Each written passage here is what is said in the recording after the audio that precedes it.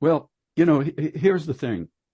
Uh, ATMIS, the AU transition mission, which has 22,000 forces in Somalia, is going to be drawing down by the end of the year. Right now, the Somali government is in discussions with the Africa Union to see what will replace that. When President Hassan Sheikh Mohammed came into power, he made it one of his priorities to eliminate al-Shabab. And the Somalis were very, very aggressive for, part of the time. They made some early gains. But the problem has been that they will kick al-Shabaab out of a town, but then they have to hold it. They have to introduce government services. And that's where they have been lacking. So the Somali government's offensive has kind of, come to a stop. And al-Shabaab wants to keep proving that they can still pull off those kinds of terrorist incidents, basically anywhere in Somalia, including Mogadishu. And that's why you had this unfortunate incident happen, because they can still infiltrate the army, they can infiltrate the police, they can infiltrate, the Somali government. So it shows that there's still a lot more work to be done for the Somali government to be able to get control of the situation. The West has been supporting Somalia for a long time. I mean, according to reports, the casualties of this latest incident included, I think, 4 Emirati troops and a military officer from Bahrain. And, the UAE has been involved in helping the Somali government for a long, long time. I can't remember if it was like 2007 or 2011, but it's been a long time.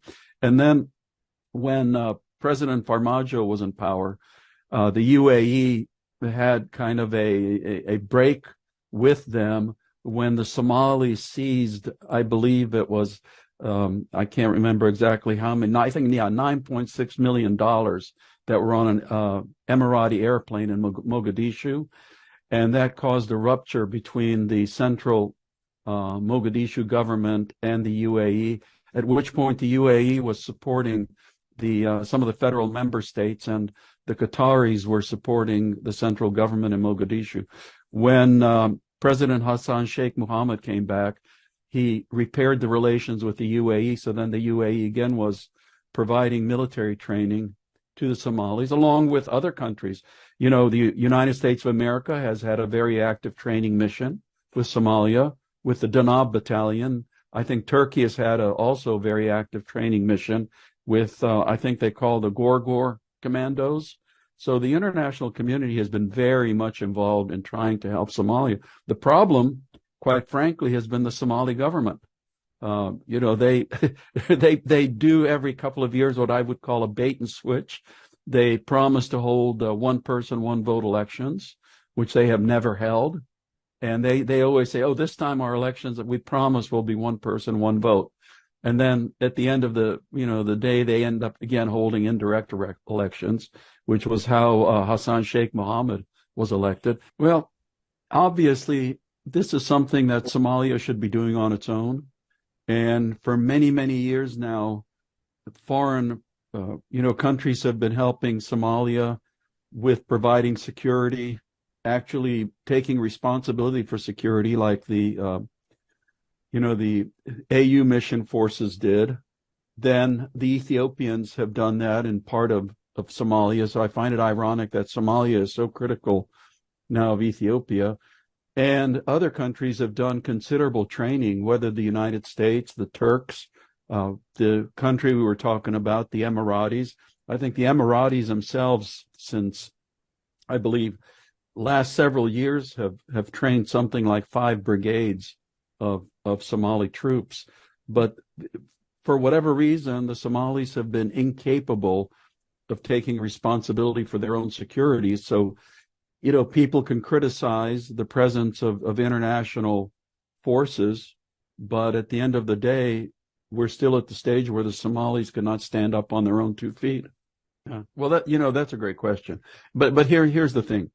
Never will you finally solve this problem with military means alone. always consistently. You can use weapons, you can use armed forces to get rid of a group of bad guys, but if you do not then inject government presence, schools, government services, public security, then the only thing that will happen is the next group of bad guys will be worse than the last group. And we've seen that happen in the Sahel. We've seen that happen in Somalia. So the key is that the forces have to work together. Yes, you need a military solution, but you also at the same time need a government solution. And that has been a huge problem in Somalia because in many respects, Al-Shabab and before them the Islamic Courts militias were providing better government services to Somalis than the Somali government itself. I mean, one of the reasons that the Somali government has had recent successes is because I believe that Al-Shabaab was starting to tax the population at a much higher burden than they were doing before. So you have to work together. You have to have good governance along with military capabilities and security. And until these two elements work together, you can send the drones, you can send the bombs, you can, send the special forces, but it's not going to be a permanent or a long-term solution. Well, you can create any number of coalitions. I mean, look at the Sahel to see how many coalitions there have been, but they have been unable to defeat the extremists because the fundamental solution rests with the country itself, which is suffering the problem. And until that country fully supports the fight against the extremists, it's not gonna succeed. I mean, look at the difference between Somalia and Somaliland. Somaliland does not get assistance from the international community. And aside from the problems it's having right now in the region that borders Puntland, Somaliland is relatively free of any terrorism, despite not having, so many international advisors and drones and this, that, and the other. Whereas Somalia, which has received literally billions and billions of dollars in assistance, plus international forces, has not been able to get on top of its extremist terrorism problem. So the fundamental solution rests with the government that is suffering the problem, not with the international allies that are there to help. Well, I don't know about Iran in Somalia. I do know that one of the efforts that the Emiratis have had in Somalia was to try and stop some of the weapon shipments that Iran was doing on the Red Sea. But as far as I have no information on Iranian involvement in Somalia itself. The only advice I would say is that at the end of the day, the solution has to come from the Somalis themselves, not sitting back and waiting for the international community to fix their problem and to fund their government and to fund all of their efforts. Hey, Maria Malouf here. Please click to like and subscribe to Maria Malouf TV YouTube page and catch our hottest interviews and most compelling analysis. You will not get it anywhere else.